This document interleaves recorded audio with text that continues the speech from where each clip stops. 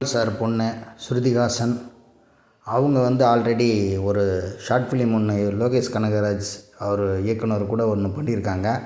அதிலேருந்து ஏதோ ஒரு அவங்களுக்குள்ள ஒரு சின்ன இன்டிமேஷன் ஓடிக்கிட்டு இருக்குன்னு சொல்கிறாங்க. திருமணம் பண்ணக்கூடிய அளவுக்கு இருக்குதுன்னு சில பேர் வதந்தி கூட பரப்புகிறாங்க. அது எந்த அளவுக்குங்கிறது தெரியல.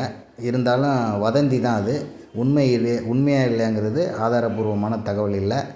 இது ஆதாரபூர்வமாக இருந்தால் மட்டுமே அது சொல்லப்படும். இருந்தாலும் இப்படி ஒரு வதந்தி இருக்குங்கிறத நாம் சொல்கிறோம். நம்ம தலைவர் டி. ராஜேந்தர் இவருடைய மைதிலி என்னை காதலிங்கிற படத்தில் தான் எனக்கு கொஞ்சம் இவருடைய ஸ்கிரிப்டே புரிஞ்சிக்க முடியும். அதுக்கு முன்னாடி ஒரு படம் பண்ணியிருந்தார்.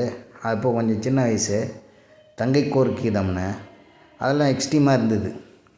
அந்த அவ்வளோ பெரிய மாபெரும் மூளையை படைத்த ஒருவர் இந்த படத்தில் ஒரு சாங்கில் பண்ணியிருப்பாருன்னு நினைக்கிறேன். ஏன்னா வெறும் சாங் ஒர்க்கிங் ஸ்டில் மட்டும்தான் சோஷியல் மீடியாவில் இருக்குது. மற்ற டீட்டெயிலெலாம் என்னன்னு தெரியல. இவருடைய வல்லமையும் சாதாரணமானது கிடையாது. இவர் ஒரு சகலகலா வல்லவன். இவரையும் உள்ளே இழுத்து போட்டிருக்காங்க. ஆகவே இந்த படம் வெற்றி பெற இதெல்லாம் ஒரு வாய்ப்பு.